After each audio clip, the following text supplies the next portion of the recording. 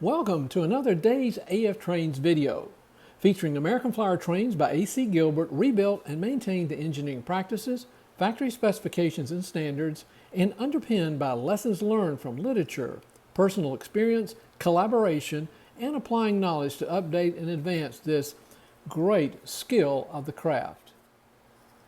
This rebuild video features what is becoming one of my favorite passenger coach sets. The 1950 extruded aluminum streamlined cars 660, which you see here, 661, 662, and 663 for a stunning appearance and performance. Just a little bit of foundational information. The cars are illuminated. They have plastic window strips with passenger silhouettes, as you see here, a white paper diffuser, although some would argue that it's definitely not white, it's off-white, and four-wheel passenger car trucks with aluminum finished die-cast side frames. According to the literature on these cars, this streamlined series first appeared in 1950 and 1951. However, somehow they got branded, and I imagine it was through practice then, that extruded aluminum cars were simply too heavy and that the cars, quote, did not pull well, close the quote. Now, it wasn't further defined, and I don't know what is meant by did not pull well, but I believe that they can perform and provide a really striking appearance on an at-grade layout. In other words, one without grade changes for sure. And they can be pulled behind several Gilbert different types of steam locomotives. I've demonstrated that, as well as Gilbert 1950 and 51 diesels. One of my personal favorites, of course, is the 50 and 51 Santa Fe's. Before we take a little bit of a deep dive into the rebuild, in 1952, which was the car's final year, the process of this extruded aluminum coaches was replaced by an injection molding process. We probably all know that.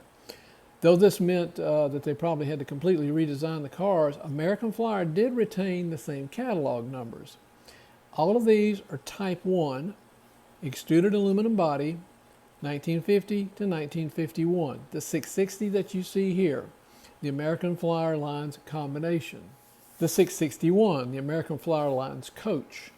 Now, I don't have these on the railhead because they're in the process of being rebuilt, and we're going to visit them in just a moment.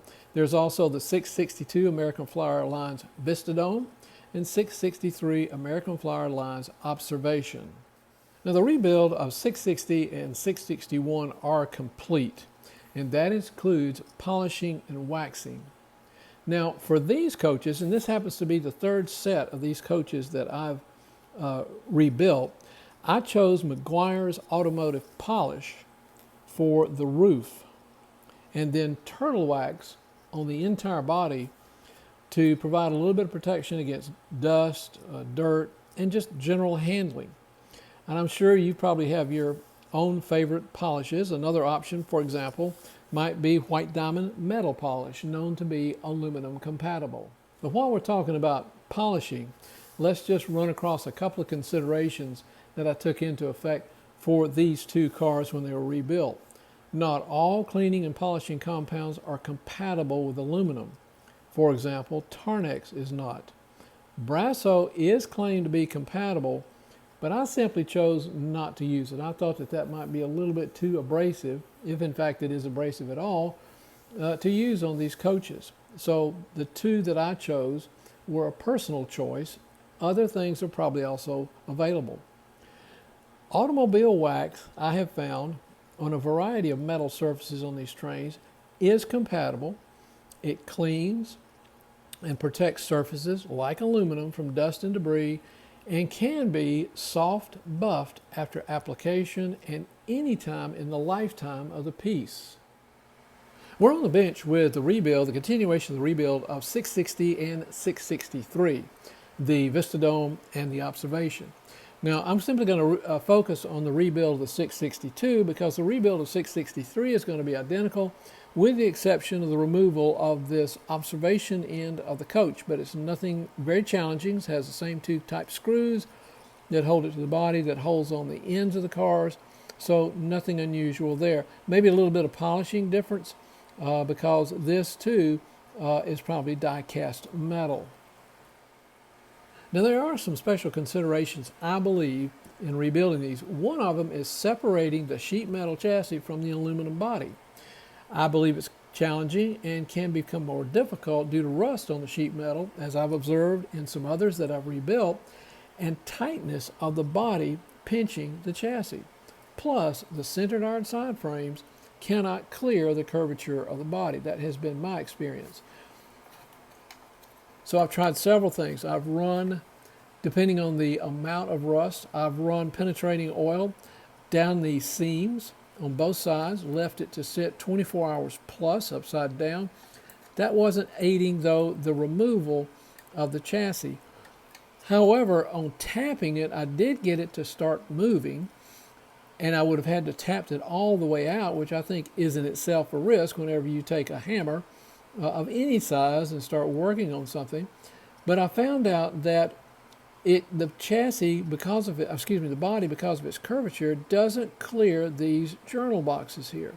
Now you might say, well, turn it this way and clear that one, and turn this. Well, you can't do that. Once this gets up here and gets clear, and you start pushing it up like this, then you got the challenge that this one's could make contact to get that one out of the way, and vice versa. It's going to be different for the other side. So I chose not to do it. Now, attempting to me to separate the chassis from the body is simply not worth the risk if you take a benefit-cost type approach, benefit of more cleaning of the chassis platform. We're going to talk about that in just a moment. Now, as I mentioned in my opening, I'm very collaborative with other experts, and I have a network of experts in American Flyer trains that I consult with, and we consult with one another. Some of us face-to-face at breakfast about once a month. And they agreed, the ones that I consulted agreed, that it simply wouldn't be worth it. I did notice, and I mentioned to one of them in particular, that you could, I found out, if you have 4 hands, you can pull back on this on the body, freeing up the chassis a little bit more, and maybe make enough clearance to get it past these journal boxes. However, if it has the same history and issue that, say, the Pullmans have, that have the die-cast chassis and the plastic bodies, you don't know what you're getting into, in that you don't know how much more this aluminum body is going to close on this chassis when you try to put it and return it. So collaboratively, we decided it simply wasn't worth the risk. Now, I clean, let me talk a little bit about how I clean these. In order to clean the chassis in place, after removing the bulb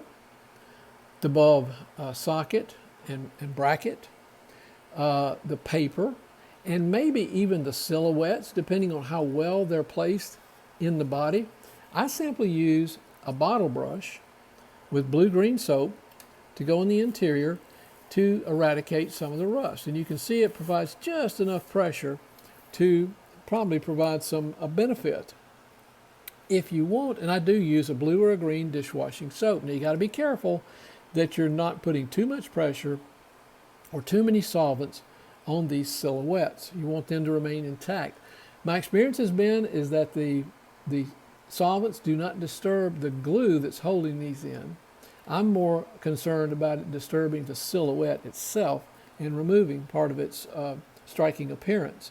Now, if you want further rust eradication on the interior side or the top side of the chassis, I think that this can be accomplished with WD-40, and that would be one of the better benefits of a WD-40 in a place like this, using, say, a tooth or a similar one-sided brush to do that with. And you can eradicate probably more of the rust and provide a little bit of protection about future rust appearing there. Again, just make sure that if the windows and passenger silhouettes are in place and you're using WD-40, that you're not disturbing these. Another consideration in cleaning these is that it is possible that these cars, as I've discovered on all 3 sets that I've rebuilt, the couplers, these link couplers, are what are called spring assisted. And if the spring is in place, you probably want to leave it undisturbed. Care should be taken around these.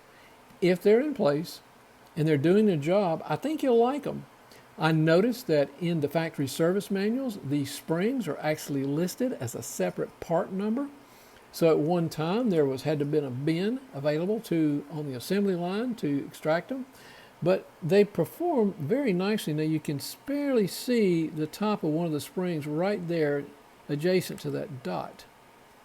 And what they do is they apply downward pressure to the link couplers. You'll notice how this one really snaps back. Notice that if you turn the car on its top and pull the link coupler to the open position, that it'll snap back up, thus applying a little bit of pressure on the pin of the adjacent car. It's a nice feature. All these cars utilize black lettering and plates that are secured with pins.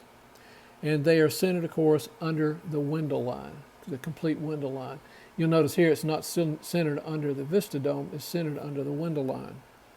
Be careful, don't disturb this lettering, whatever solvents you might use for the exterior, including paint. Could they be removed? Well, it'd be pretty challenging because you got to tap or pull these rivets out. What I do is I wash them thoroughly. I've noticed that the washing does not disturb the lettering, but upon finishing, I make sure that I use canned air to get up underneath this plate to blow out water. WD-40 might also be appropriate there to blow it out as well.